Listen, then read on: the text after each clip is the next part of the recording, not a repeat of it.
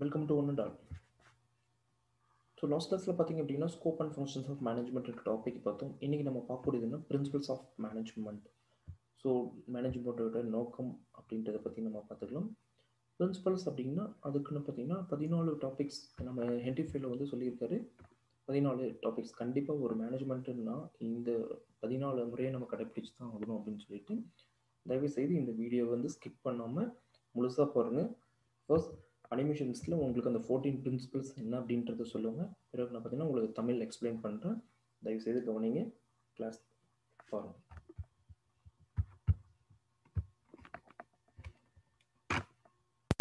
Fundamental truth. These principles of management serve as a guideline for decision-making and management actions. They are drawn up by means of observations and analyses of events that managers encounter in practice. Henri Fayol was able to synthesize 14 principles of management after years of study. His principles of management and research were published in the book, General and Industrial Management, 1916. Please subscribe us to discover more about human resources management and personal management. Alright, here are the 14 management principles. 1. Division of work.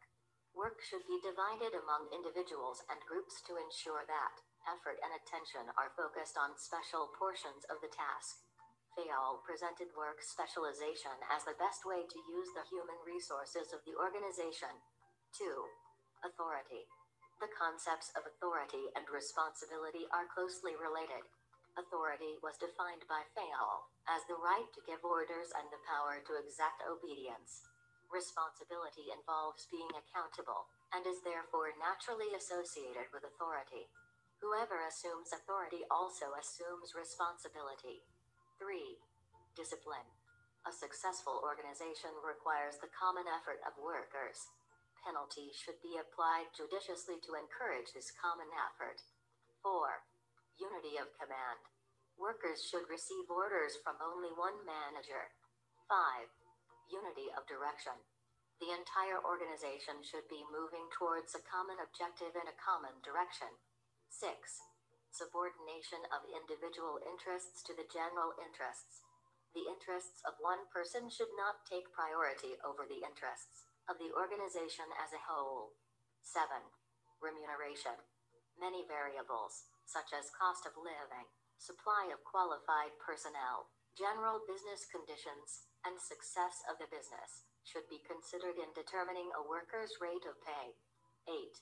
Centralization. Fayol defines centralization as lowering the importance of the subordinate role. Decentralization is increasing the importance. The degree to which centralization or decentralization should be adopted depends on the specific organization in which the manager is working. 9. Scalar chain. Managers in hierarchies are part of a chain-like authority scale. Each manager, from the first line supervisor to the president, possess certain amounts of authority. The president possesses the most authority, the first line supervisor the least. Lower level managers should always keep upper level managers informed of their work activities. The existence of a scalar chain and adherence to it are necessary if the organization is to be successful. 10. Order. For the sake of efficiency and coordination, all materials and people related to a specific kind of work should be treated as equally as possible. 11. Equity. All employees should be treated as equally as possible. 12. Stability of tenure of personnel. Retaining productive employees should always be a high priority of management. Recruitment and selection costs, as well as increased product reject rates, are usually associated with hiring new worker. 13. Initiative. Management should take steps to encourage worker initiative, which is defined as new or additional work activity undertaken through self-direction. 14. Esprit de corps. Management should encourage harmony and general good feelings among employees. Hope you enjoy the basic explanation about 14 principles of management of Mr. Henri Fayol. Check out our other videos to learn. Okay கேஸ், இந்த யூனிட்லேயே ரொம்ப முக்கியமான question பார்த்தீங்க அப்படின்னா principles of management. இந்த 14 principles கண்டிப்பாக நமக்கு தெரிஞ்சிருக்கணும். நம்ம ஒரு பிபி டிபார்ட்மெண்ட்டில் நாளைக்கு ஃபியூச்சர்ஸில் ஒரு கம்பெனியோட மேனேஜர்ஸோ இல்லை ஹெச்ஆரோ போனோம் அப்படின்னா இது பேசிக்ஸே இல்லாமல் நம்ம போக முடியாது. ஓகேங்களா, தயவுசெய்து நீங்கள் டைம் கிடைக்கும் போது இதை வந்து படிச்சிடுங்க. ஓகேங்களா. ஸோ இப்போ பார்த்தீங்கன்னா அந்த வீடியோஸில் பொறுத்தவரை பார்த்தீங்கன்னா அந்த 14 பிரின்சிபல்ஸ் ஒர்க் யார் கொடுக்கணும், எப்படி இருக்கணும், ஈக்குவாலிட்டி, தரம் பிரித்தல் அப்படின்றத அனிமேஷன்ஸோட பார்த்துருப்பீங்க. இப்போ 1 by 1 என்ன பண்ணுறோம் அப்படின்னா அந்த டாபிக்ஸை பார்க்கலாம். Principles of management. Management is a science consisting of certain principles.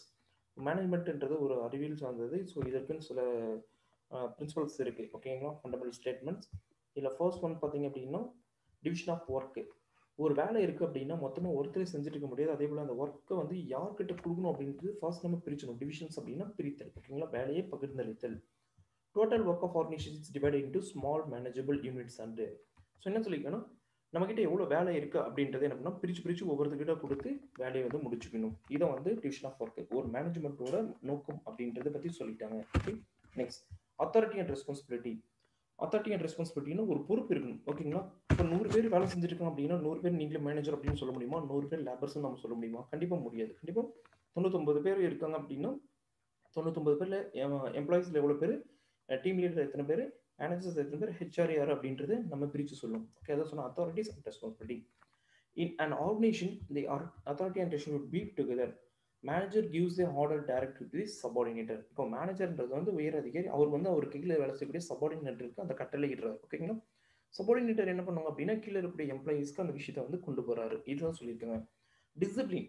டிசிப்ளின்றது கண்டிப்பாக தெரியும், ஸ்கூல் லெவலில் இருந்து நமக்கு சொல்லி கொடுத்துட்டு இருக்காங்க. ஓகே, ஒரு கம்பெனியில் வேலை செய்கிறோம் அப்படின்னா நம்ம என்ன மாதிரி இருக்கணும், நம்மளோட ஒர்க் எப்படி இருக்கணும் அப்படின்றத பற்றி சொல்லலாம். Discipline should be followed by all the employees. எல்லா எம்ப்ளாயும் கண்டிப்பாக எப்படி இருக்கணுன்றது வந்து மேனேஜ்மெண்ட்ஸ் எதிர்பார்க்கணும். Behaviours, disciplines, flexibility, human considers to called discipline. அவங்களோட எண்ணங்கள், செயல்கள், அவங்களோட வளர்ந்து கொடுக்கும் தன்மைகள், நெளிவு சுழிவு இதெல்லாம் சொல்ல பார்த்தீங்கன்னா இது எல்லாத்தையுமே வந்து அந்த டிசிப்ளின் வந்து அடங்கும். அப்போ அவங்க சொல்லக்கூடிய அந்த 14 கருத்துக்களையும் பார்த்தீங்கன்னா ஒருத்தரோட ஒர்க் வந்து இப்படின்றத பற்றி சொல்லியிருக்காங்க. Unity of command. Every subordinator should be receive order and accountable to only one supervisor. இப்போ சூப்பர்வைசர் வந்து சொல்றாரு அப்படின்னா கீழே இருக்கக்கூடிய சபார்டினேட்டர்ஸ் 10 பேர் இருப்பாங்கன்னா அந்த 10 பேர் அந்த விஷயத்தை வந்து வாங்கணும். ஒருத்தர் சொல்லக்கூடிய விஷயம் 10 பேர் இருக்கணும். அந்த 10 பேர் அவங்களுக்கு கீழே இருக்கக்கூடிய டீம் லீடர்ஸ் 10-12 தனித்தனி இருப்பாங்க. ஒவ்வொருத்தருக்கையும் வந்து 12 பேர் இருப்பாங்க. டோட்டல் தான் ஒரு 200 பேர் 300 பேர் இருக்காங்க அப்படின்னா அந்த கமெண்ட்ஸ் வந்து கேட்கணும். யூனிட்டி ஆஃப் கமெண்ட்னா ஒற்றுமை. ஓகேங்களா, நெக்ஸ்ட் வந்து பிரின்சிபல்ஸ் ஆஃப் மேனேஜ்மெண்ட்ல அடுத்து பார்க்கக்கூடிய 5th டாபிக்னா unity of directions. So unity of directions அப்படின்னா according to the principle each group of activities having the same. இப்போ நம்ம உங்களுக்கு ஒரே ஒரு பொதுவான விஷயம், நம்ம ஊரில் பார்த்தீங்க அப்படின்னா ஒரு தேர் இழுத்துட்டு போகிறோம் அப்படின்னா குறைஞ்சது 100-150 பேர் 200-300 பேர் கூட இருப்பாங்க. அந்த செயினை பிடிச்சிக்கிட்டு எல்லாமே ஒரே டைரக்ஷனில் போனால் தான் அந்த தேர் வந்து முன்னோக்கி செயல்படும். ஓகேங்களா, அதை விட்டு நான் வந்து முன்னோக்கி இழுப்பேன் பின்னோக்கி இழுப்பேன் அப்படின்னு சொன்னால் என்ன ஆகும், அந்த ஒர்க் வந்து செய்ய முடியாது. இப்போ யூனிட்டி ஆஃப் டைரக்ஷன்ஸ் அப்படின்னா ஒரு கம்பெனியில் குறைஞ்சது 2000 முதல் 3000 லேபர்ஸ் இருப்பாங்க. ஓகேங்களா, அவங்களோட செயல்பாடுகளை வந்து நம்ம கட்டுப்படுத்தி அவங்களை ஒற்றுமையோடு வச்சுக்கிறது தான் unity of directions. Okay, subordinate of individual interest to general interest. So every employee should forget the individual interest and they should work on common purpose. So நம்ம ஒரு கம்பெனிக்குள்ளே போகிறோம் அப்படின்னா நம்மளோட focusing or task or goals இது எல்லாமே பார்த்தீங்கன்னா ஒரே மாதிரி வச்சுட்டு நம்ம அந்த ஒர்க்கை முடிச்சுட்டு வரணும். ஓகேங்களா, நெக்ஸ்ட் ரெமுனரேஷன்ஸ். ரெமுனரேஷன்ஸை பொறுத்தவரைக்கும் என்ன அப்படின்னா mode of remunerations method of payment should be just and fair should be provide maximum possible. ஒரு எம்ப்ளாயி ஆர் எம்ப்ளாயர்ஸ் ஒர்க் பண்ணிட்டு இருக்காங்க அப்படின்னா அவங்களுக்கு ஒரு 10 hours பர் டே வந்து 10 hours ஒர்க் இருக்கு அப்படின்னா அடிஷனலாக 2 hours ஒர்க் பண்ணாங்க அப்படின்னா அதுக்கான ரெமுனரேஷன்ஸ் நம்ம கொடுத்தாகணும். ஓகேங்களா, நெக்ஸ்ட் வந்து பார்த்தீங்கன்னா பர் மந்த்துக்கு வந்து பார்த்தீங்கன்னா 30 days வந்து கம்பெனி ரன்னிங்கில் இருந்தாலும் அவங்களுக்கு ஒரு 2 days வந்து பார்த்தீங்கன்னா மெடிக்கல் லீவ் கொடுப்பாங்க. அந்த மெடிக்கல் லீவ்லேயும் பார்த்தீங்கன்னா இவங்க வந்து ஒர்க் பண்ணுறாங்க அப்படின்னா அதுக்கு எக்ஸ்ட்ரா சேலரி நம்ம கொடுக்குறது தான் ரெமுனரேஷன்ஸ். சென்ட்ரலைசேஷன். ஸோ சென்ட்ரலைசேஷன் அப்படின்னா the question of centralisation and decentralisation. இந்த இடத்துல 2 கொஸ்டின்ஸ் உங்களுக்கு 1 மார்க்கில் வரும். சென்ட்ரலைசேஷன் என்ன, டீசென்ட்ரலைசேஷன் என்னட்டு. ஸோ பின்னாடி போக உங்களுக்கு அதை பற்றி எக்ஸ்பிளைன் பண்ணுறேன். ஓகேங்களா, ஸோ இங்கே என்ன சொல்லுங்கன்னா the degree of centralization authority should be obtained utilizing facility of personnel.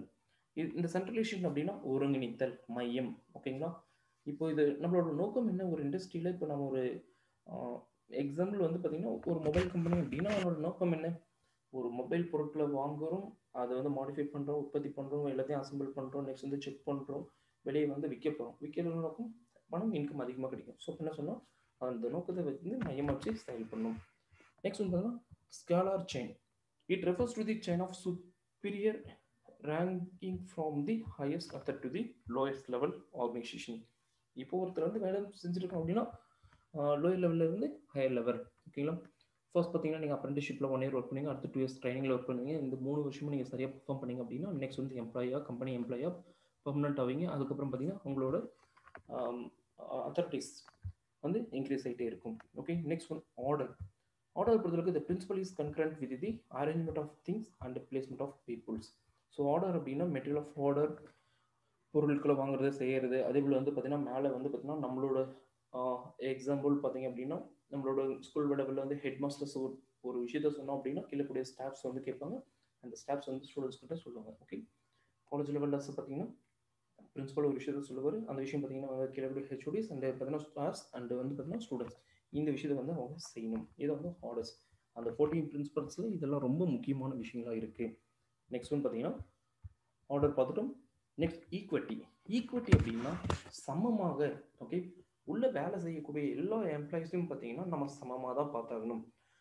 ஏழை பணக்காரன் உயர்ந்தவன் தாழ்வா அப்படின்னு கிடையாது. எல்லாருமே பார்த்தீங்கன்னா ஹியூமனிட்டி பர்சன்ஸ். ஓகே, நெக்ஸ்ட் வந்து பார்த்தீங்கன்னா அவங்களுக்கு கொடுக்கக்கூடிய ஒர்க் வந்து 10 hours தான். இவன் வந்து ஃபேட்டாக இருக்கான், இவனுக்கு 11 hours கொடுக்கலாம். இவன் ஸ்லிம்மாக இருக்கான், 8 hours கொடுக்கலாம். இவன் ஃபேட்டாக இருக்கிறதுனால அவனுக்கு 20,000 கொடுக்கலாம் அப்படின்ற தாட்ல கிடையாது. எல்லாருக்குமே அந்த work 8 hours 8 hours, 10 hours 10 hours, சேலரினா சேலரி. ஓகேங்களா? ஈக்விட்டிஸ் வந்து கரெக்டாக இருக்கும். Equity implies the employee should be treated with the justice and kindness. Manager should be fair and impactful. So விஷயம் பொறுத்தவரைக்கும் பார்த்தீங்கன்னா இதுதான். Stability of tenure of personnel. Employee cannot work efficiency unless job.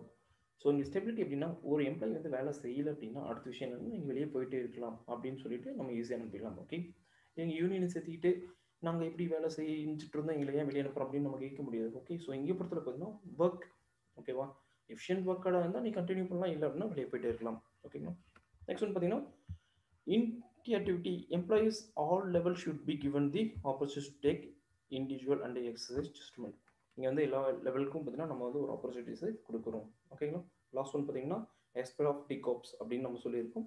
These refers harmony and mutual understanding among the members of an organisation. இங்கே என்ன சொல்லலாம், union is strength, ஒற்றுமையே பலம் அப்படின்றத நம்ம சொல்லியிருக்கோம். டிவைடிங் தி ரூல், நம்ம அந்த இதை பிரித்து பகிர்ந்து செயல்படக்கூடிய விஷயம் தான். ஓகேங்களா? ஸோ ஸ்டூடெண்ட்ஸ், இங்கே நம்ம இன்னைக்கு கிளாஸில் பார்த்தது பார்த்தீங்கன்னா பிரின்சிபல்ஸ் ஆஃப் மேனேஜ்மெண்ட் என்னென்னு பார்த்துட்டோம். அதில் 14 பிரின்சிபல்ஸ் ஹென்ரி ஃபெய்லோவோட சொன்னபடியே 14 கருத்துக்கள் வந்து பேஸ் பண்ணி தான் இன்னைக்கு கம்பெனி ரன் பண்ணிட்டு இருக்காங்க. திரும்ப ஒரே ஒரு டைம் சொல்லிடுறேன், கவனிச்சுங்க. அந்த 14 பாயிண்ட்ஸும் நீங்கள் ரிப்பீட்டடாக படிக்க ஸ்டார்ட் பண்ணிக்கிங்க.